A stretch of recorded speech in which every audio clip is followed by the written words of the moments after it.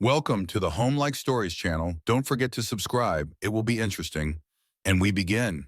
It all started on a bitterly cold December morning. I had returned to my hometown, Silver Pines, nestled deep in the Rockies, for the first time in years.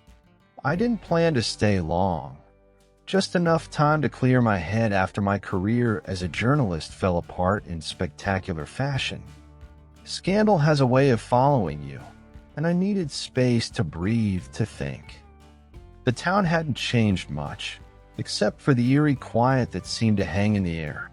It was as if Silver Pines was holding its breath, but I figured that was just the way things felt in the dead of winter. On New Year's Eve, I decided to head to the tiny grocery store on Main Street to grab a bottle of wine. A little celebration in my mom's old house wouldn't hurt, I thought. That's when I saw her. She was hunched over, dressed in layers of worn-out clothing, her face pale and drawn. She shuffled through the aisle, muttering under her breath. When she saw me, her cloudy eyes lit up with a strange kind of recognition. "Beware the bells tonight," she rasped, clutching my arm with surprising strength. "They've been ringing louder every year, and this time they'll demand more." Before I could ask her what she meant, she was gone, slipping out of the store like a shadow. I couldn't shake her words. They looped in my mind as I drove home through the swirling snow.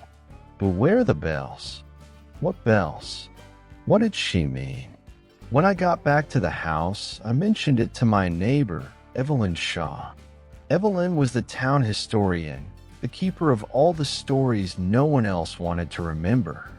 She leaned in close when I told her about the woman's warning, her face darkening. "You've heard them, haven't you?" she whispered.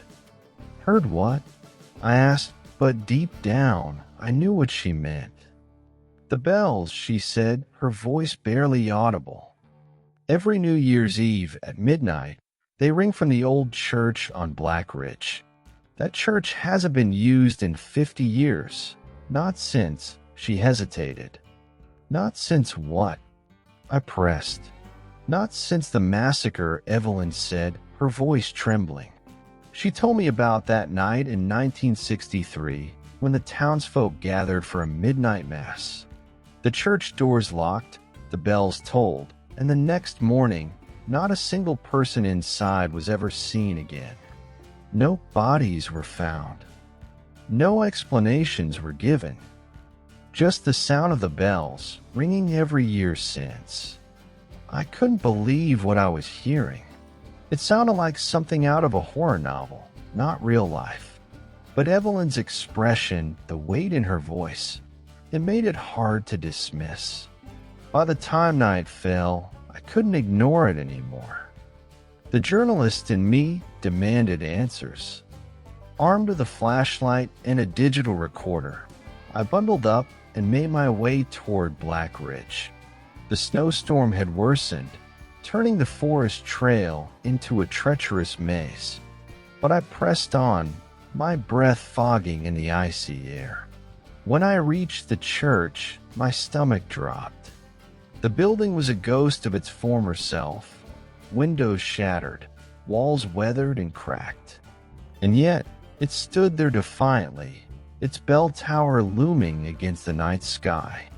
I hesitated, my heart pounding in my chest, but curiosity won out. I pushed open the heavy wooden doors and stepped inside. The air was freezing, colder than it had any right to be. The pews were overturned, and the altar was draped in a thick layer of frost. A single candle sat in the center, unlit. Then the bells began to toll. The first chime was deafening, reverberating through the hollow church like a thunderclap. My flashlight flickered, casting wild shadows on the walls. The second chime brought whispers, low, anguished murmurs that seemed to come from everywhere and nowhere at once.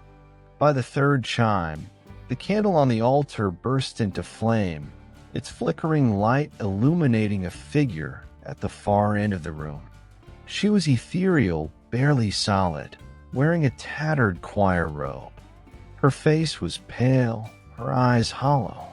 She looked at me with an intensity that froze me in place. "You shouldn't have come," she said, her voice echoing with layers of sorrow and rage. I couldn't move, couldn't speak. "The bells are a curse," she continued. "A pact made by the town elders to ensure their prosperity. We were the sacrifice, bound to this place, year after year, as the bells ring out to claim another soul." I realized with dawning horror that I was the next victim. The ghost's voice faded into a cacophony of screams as shadowy hands began to claw at me from the darkness. Desperate, I grabbed the candle from the altar and ran toward the bell tower. The stairs were steep and crumbling, but I climbed as fast as I could, the spectral hands grasping at my ankles. When I reached the top, I found the source of the curse, an ancient, blood-stained contract etched into the largest bell. I didn't think, I just acted. I pressed the candle's flame against the contract, watching as the words burned away. The final chime rang out, accompanied by an unearthly scream. Then silence. The hands disappeared, the shadows receded, and the air grew still. When I looked out over the town, the first rays of dawn were breaking through the storm clouds. The bells have been silent ever since.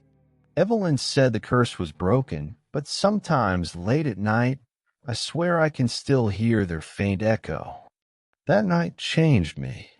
It wasn't just about uncovering a story. It was about survival, about facing something I never believed could exist. And every New Year's Eve, I remember the tolling of the bells and the price of uncovering the truth. Thanks for watching and listening. Don't forget to subscribe.